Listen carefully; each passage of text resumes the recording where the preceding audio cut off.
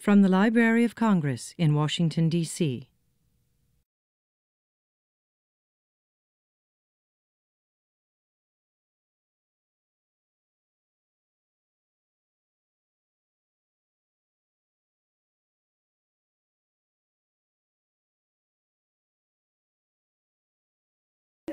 Good afternoon everybody, and thank you all for coming. I want to recognize Roberta Schaefer, the Associate Librarian for Library Service, who is here as well. Thank you, Roberta, for taking the time from your very, very busy schedule to join us. I'm Mary Jane Deeb, the Chief of the African Middle East Division, and I'm delighted to welcome you all here. Today, we're launching a new initiative that we've called Highlights from the Collections of the African and Middle Eastern Division. The brainchild of Dr. Anne Brener, Hebraic Area Specialist in the Hebraic section of the division, the idea is to have our colleagues, our own colleagues here in Ahmed, discuss items of interest in the collections they're responsible for, they have helped to develop, and which they serve to our patrons. Who, more than us, Anne asked me, knows and loves those collections? I didn't say no, I said no. Okay. She was absolutely right.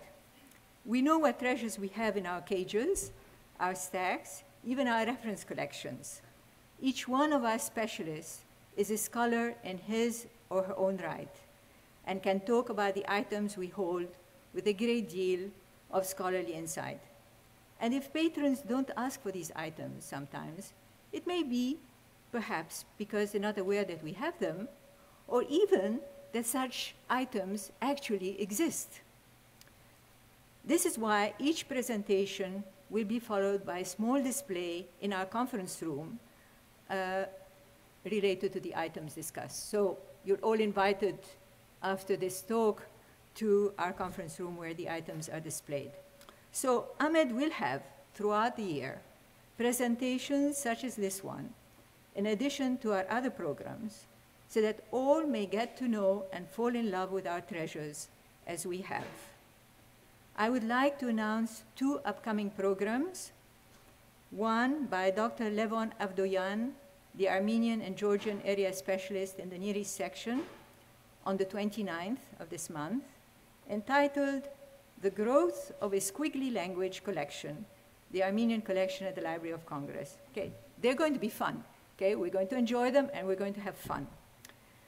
And then on September 13th, Dr. Angel Baptiste and Marita Harper will have a program on the new state of Sudan, and will display rare materials that very few institutions apart from the library hold, as well as the most recent publications and resources coming out of this new country.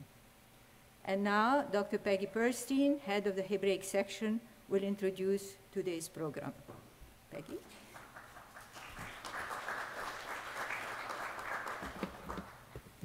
This is a wonderful, exciting milestone for our division.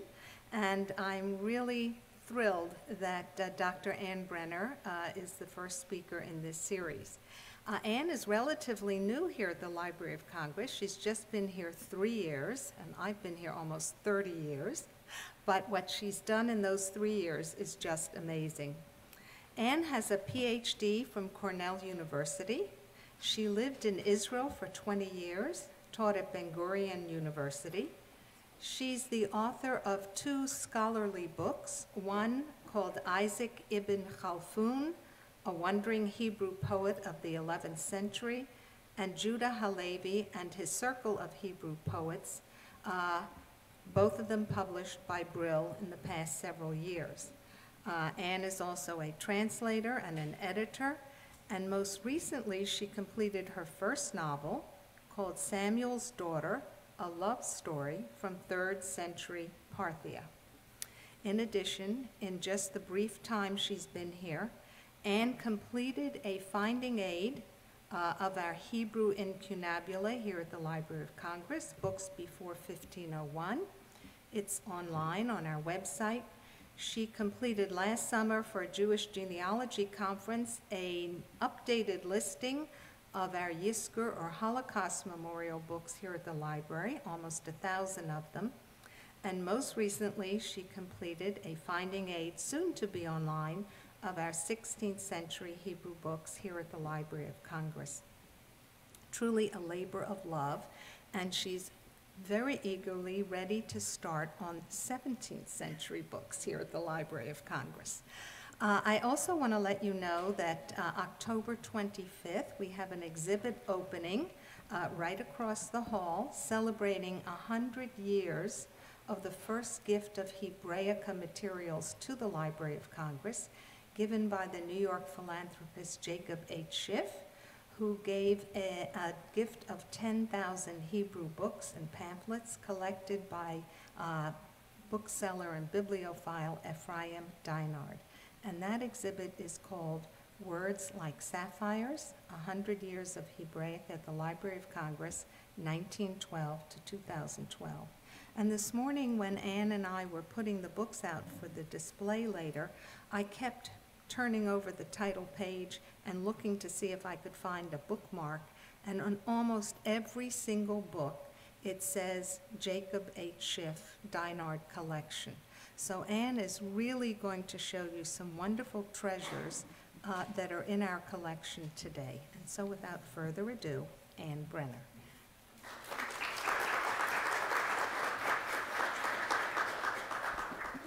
Thank you. That was a lovely, lovely introduction. Thank you, both of you. I didn't know we were supposed to have fun today. I'm going to be very serious. I want to welcome all of you. I'd like to especially welcome my two senior colleagues from the Rare Book Division who I see have come in here, I guess because they knew they couldn't escape today without coming in. Marc Demunation, Dan de Simon back there, and their presentations in many ways paved the way for this lecture today, showing us all how to explore and to share our collections with the rest of you. So I just want to mention that. And I'd like to especially thank Dr. Peggy Perlstein for her wonderful support throughout my 3 years here and 3 months.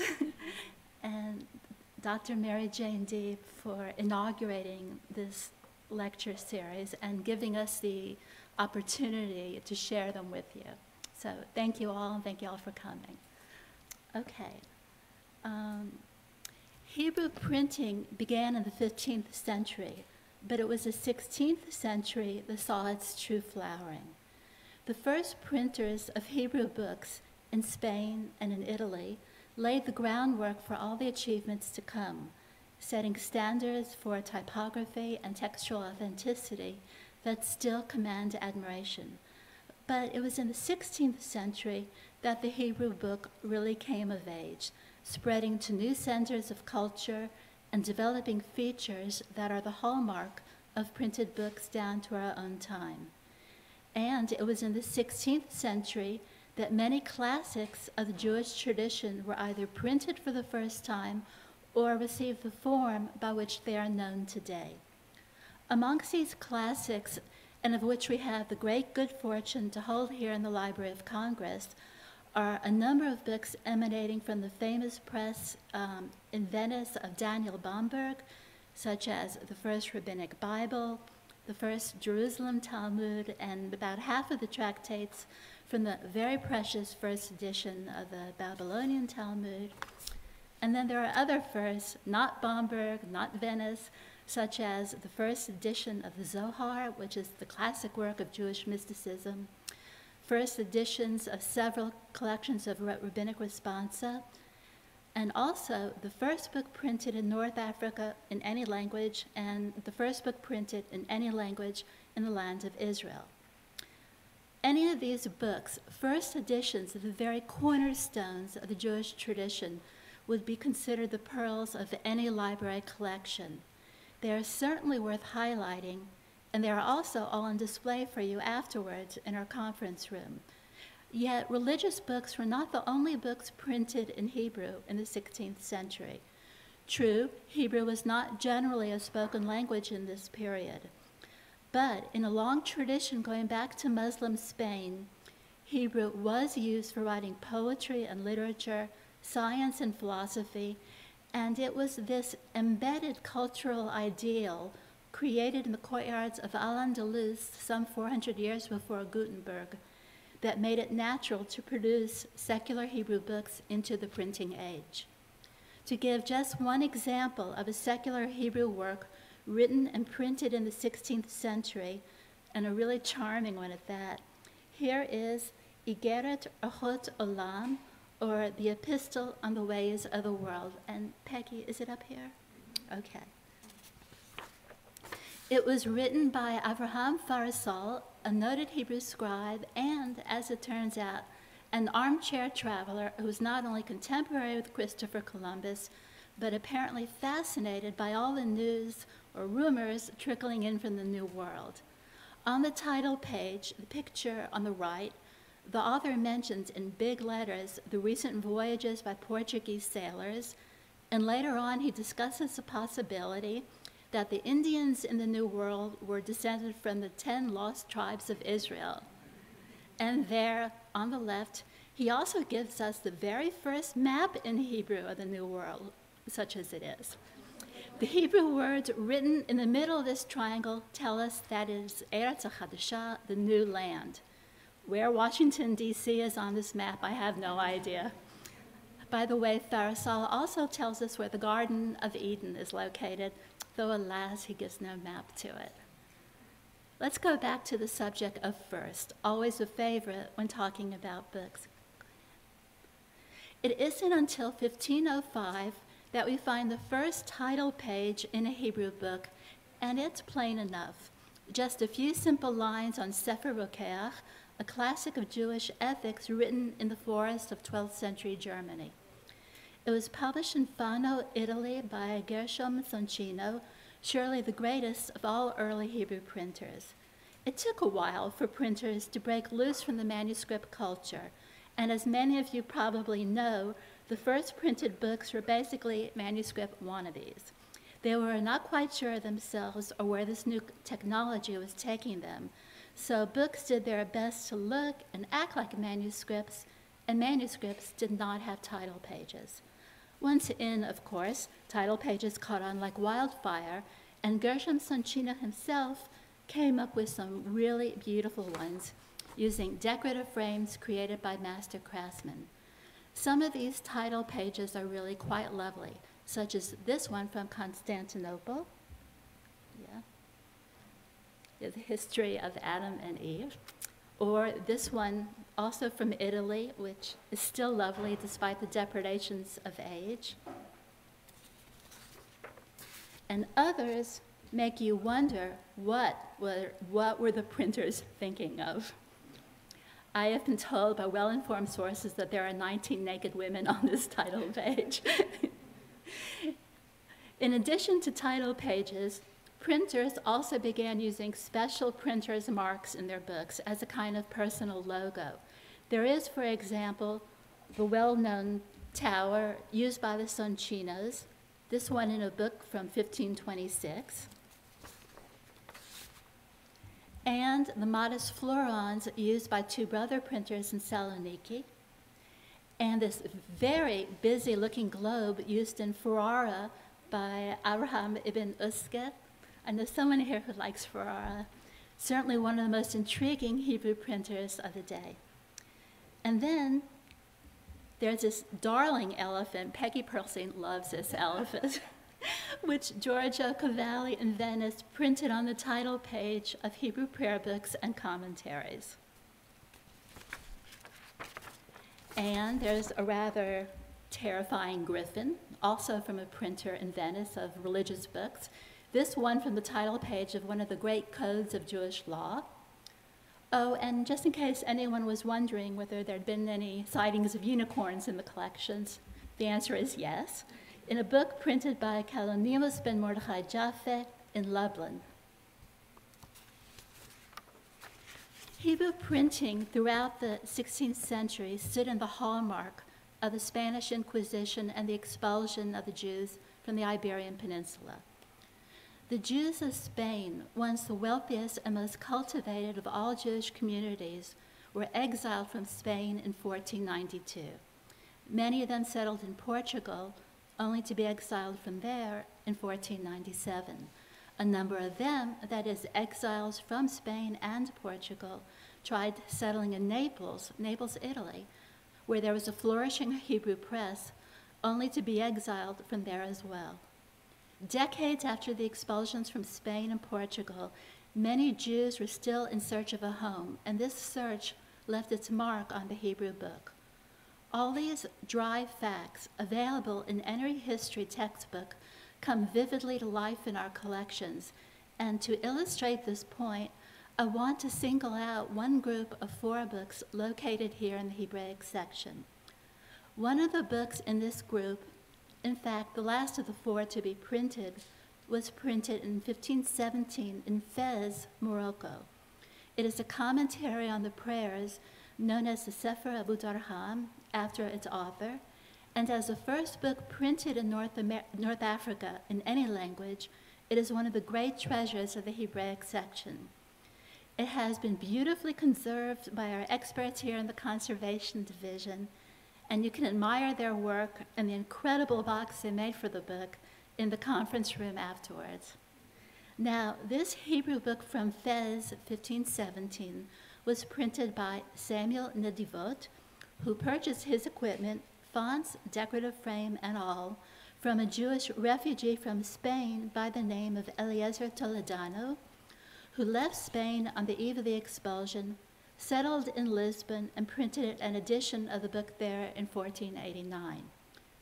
The 2 editions of this Hebrew book, Lisbon and Fez, are in fact identical, apart from the information in the colophon. Toledano himself, that is, the printer of the book in Lisbon, must have purchased his equipment from a Hebrew printer in Spain, because, again, the fonts are identical to a Hebrew law code printed in the Spanish city of Hijaz in 1487, just 2 years before we find the equipment in Portugal. And just to make matters even more interesting or more complicated, we also find another book printed with the same equipment, this one from Constantinople, a Mishneh Torah printed in 1509. A good thing, too, because although the library has all 4 of these books in its collections, and they're all laid out for the table on you afterwards, it's a good thing that we have this, because this Mishneh Torah is the only one of the 4 that still has its decorative frame, and it is a beauty. Decorative frames like this are, of course, a delight.